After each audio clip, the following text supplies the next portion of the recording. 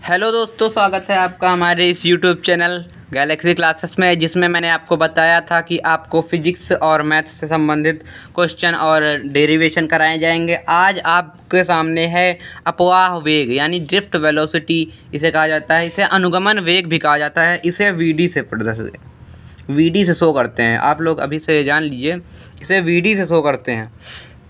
इससे पहले हम आपको बताएंगे श्रांति काल क्या होता है भाई। श्रांति काल आपको हम बताएंगे पहले कि श्रांति काल क्या होता है। तो श्रांति काल, और इससे पहले आपको हम बताएंगे मुक्त इलेक्ट्रॉन किन्हें कहते हैं। मुक्त इलेक्ट्रॉन, ठीक है। इससे पहले आपको ये जानना बहुत ज़रूरी है, मुक्त इलेक्ट्रॉन, फिर श्रांति काल, फिर इसके बाद आता है आपका माध्य मुक्त पथ। ये तीनों से ही आपका फिर बनता है ड्रिफ्ट वेलोसिटी यानी अपवाह वेग। बात समझ में आ गई ना इतनी। तो सबसे पहले आप जानेंगे मुक्त इलेक्ट्रॉन होता क्या है। तो मुक्त इलेक्ट्रॉन क्या होता है कि धातुओं के भीतर, आपको हम बोल रहे हैं, आप लोग नोट कर लीजिएगा। हम आपको नोट्स ऐसे प्रोवाइड कराएंगे पीडीएफ द्वारा, लेकिन आप खुद से नोट करेंगे क्योंकि खुद के नोट्स बनाए हुए वो ज़्यादा बेटर रहते हैं। तो सबसे पहले हम आपको बताएंगे मुक्त इलेक्ट्रॉन क्या होता है।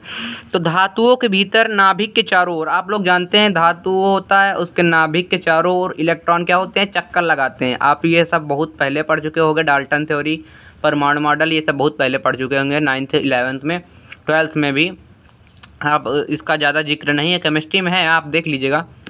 और मैं बताना चाहता हूँ कि ये बाहर कुछ इलेक्ट्रॉन चक्कर लगाते हैं कि आपको बोल रहे हैं धातुओं के भीतर नाभिक के चारों ओर इलेक्ट्रॉन चक्कर लगाते हैं।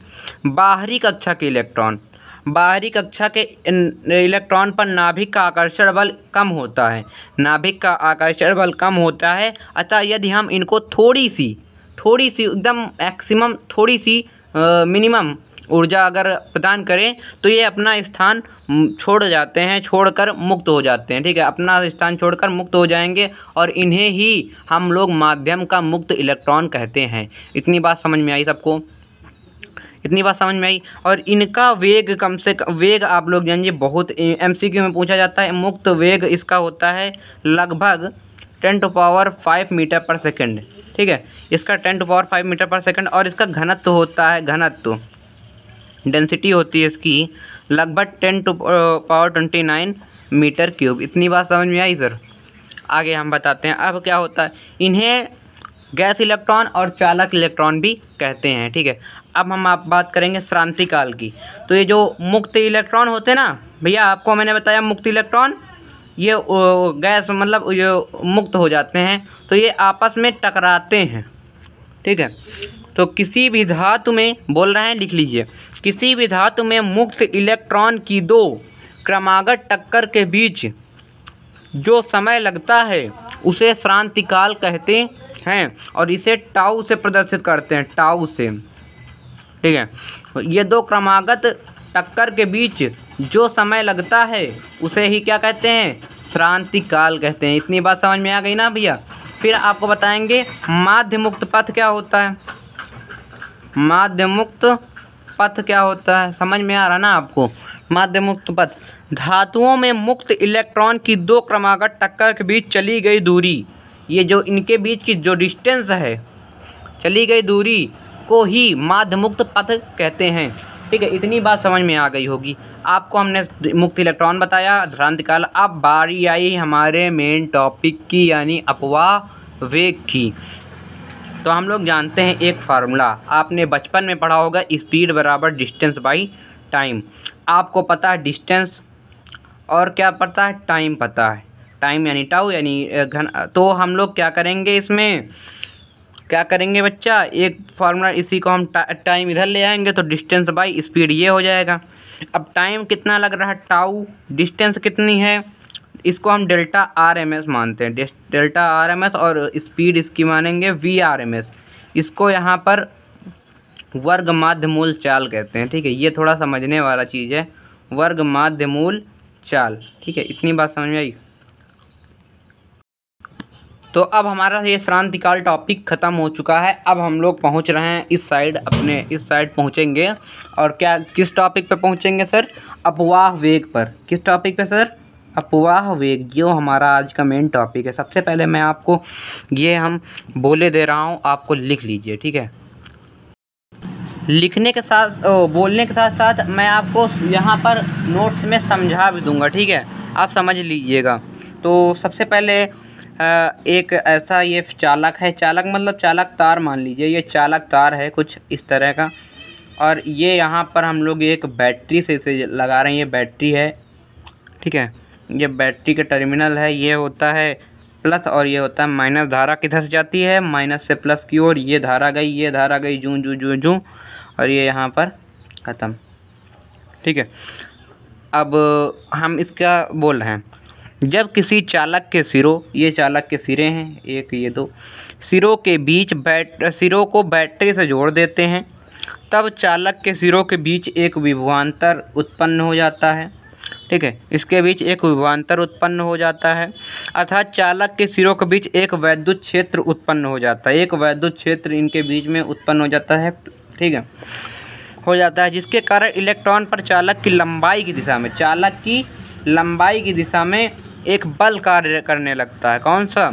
एक बल कार्य करने लगता है लंबाई की दिशा में। तो आपने इतना लिख लिया होगा ना। माना एल लंबाई के चालक, ये एल लंबाई के चालक है मान लो। माना एल लंबाई के चालक के सिरों का वी वोल्ट बैटरी से जोड़ा जाता है। इसको वी वोल्ट का बैटरी है, इससे जोड़ा जाता है, जिससे चालक में वैद्युत क्षेत्र स्थापित हो जाता है। वैद्युत क्षेत्र के कारण चालक में उपस्थित जो इसमें मुक्त इलेक्ट्रॉन होंगे पर एक वैद्युत बल चालक की लंबाई की दिशा में कार्य करेगा, जिसका मान ई होगा, कम से कम ई होगा। इस बल के कारण इलेक्ट्रॉन को सूक्ष्म वेग प्राप्त होता है, इसे वीडी से कहते हैं। इसी का मान हमें ज्ञात करना है। तो सबसे पहले यहाँ पे वैद्युत क्षेत्र का कारण इलेक्ट्रॉन पर लगने वाला बल, वैद्युत क्षेत्र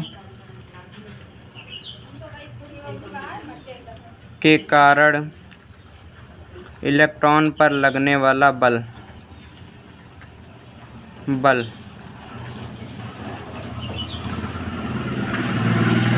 कितना लगेगा भैया? F बराबर क्यू ई। आपने एक फार्मूला वहाँ पे पढ़ा होगा, ठीक है, आपने एक फार्मूला पढ़ा होगा, F बराबर क्या था भाई? क्यू ई बराबर होता था F बाई क्यू नॉट पढ़ा होगा, उसी से ये फार्मूला आया है, ठीक है। F बराबर क्यू ई, और इलेक्ट्रॉन की बात हो रही है तो F बराबर ई मान लेते हैं, समीकरण 1। इस बल के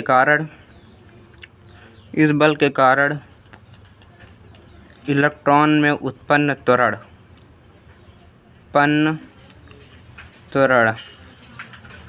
तो क्या फार्मूला पढ़ा होगा? F बराबर M अल्फ़ा पढ़ा ना, F बराबर M ए। अरे ना 8th 9th में नहीं पढ़ा आपने? अल्फ़ा की वैल्यू क्या हो जाएगी? F बाई M, और F कितना, F बाई M, और F कितना है सर?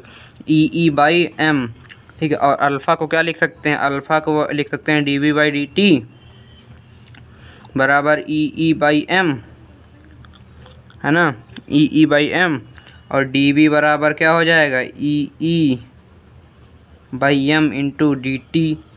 अब इसको समाकलन कर देंगे। समाकलन करने, नहीं दिख रहा क्या कंप्यूटर महोदय? देख के समाकलन करने पर तो dV बराबर ये बाहर आ जाएगा, dt बचेगा, और इसको हम 0 से टाउ रखेंगे, 0 से टाउ, और यहाँ पर रखेंगे 0 से Vd तक, ठीक है। तो ये बन जाएगा v की पावर 0 से Vd, यहाँ बन जाएगा ई पावर अपॉन में m, और यहाँ बन जाएगा ये t की पावर 0 से टाउ तक, है ना। अब आप देखिएगा ध्यान से, इतने में देख लीजिए, ये बचेगा इधर Vd, और इधर बचेगा ई अपॉन m इंटू टाउ। ये हमारा क्या हो गया? आंसर। इसी को हमें प्रूव करना था, ठीक है। कोई डाउट हो तो आप हमें कमेंट कर सकते हैं, ठीक है। ओके।